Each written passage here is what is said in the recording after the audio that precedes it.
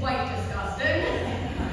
I perform next to a kitchen that's cooking pizza and weird stray safes to my right. Anyways, it's my first time in Scotland, but I'm absolutely loving it. I've created a list of 4 reasons why I love it.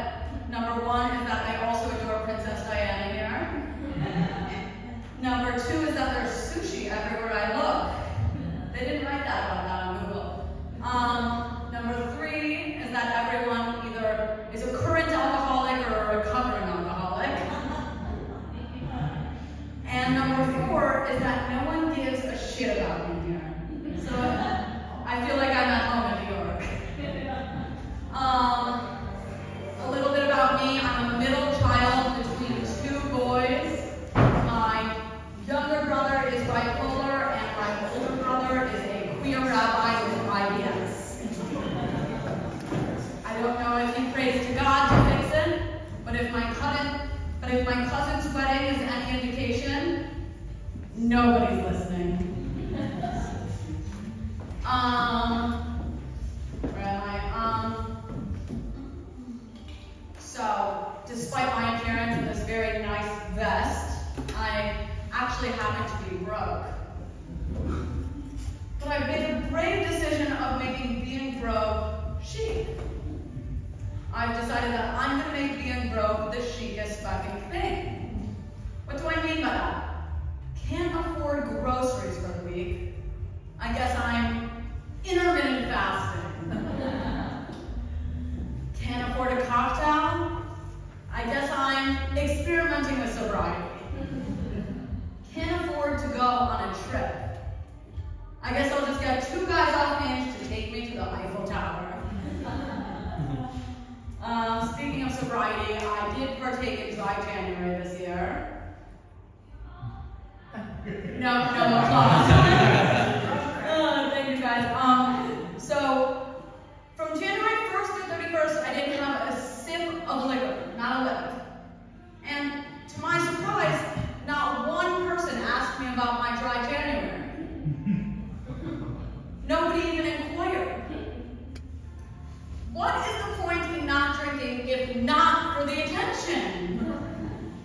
I mean, that's like donating to Children's Cancer Research anonymously. Who in their right mind would do that? It's certainly not to better myself. Nice try, wellness industry. But I'm doing this because I'm broke. I can't afford to drink. Anyways, I don't know if I've said this, but I'm Jewish, and I love the Catholics. I love the Catholics because the Catholics can get dark. I mean, their story starts with the crucifixion, and it ends with the end of the world. Doesn't get darker than that. My best friend was a Catholic in college, and the only thing we had in common was constant guilt and anxiety.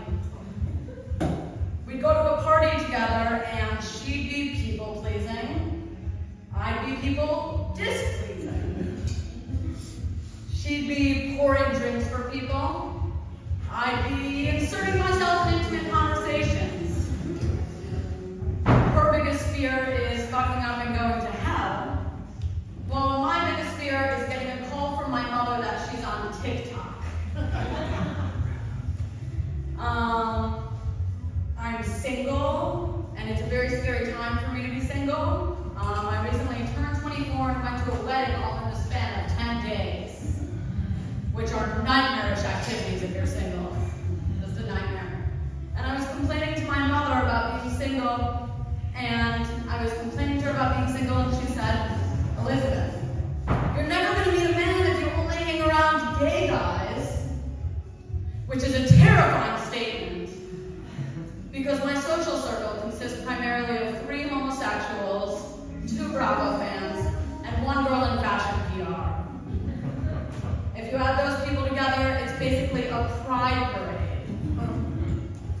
I'm trying, I really am though. I'm hitting the town, I'm painting it red, but it's harder to find a nice single guy than it is to be a cigarette in the hands of a Parisian. It's harder to find a nice single guy than it is to take your driver's license test the day after your parents announce their divorce.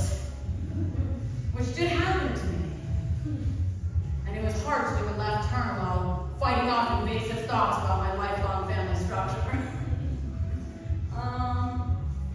While I have you. The next thing I'll talk about is one last thing. I've been doing a lot of volunteer work lately.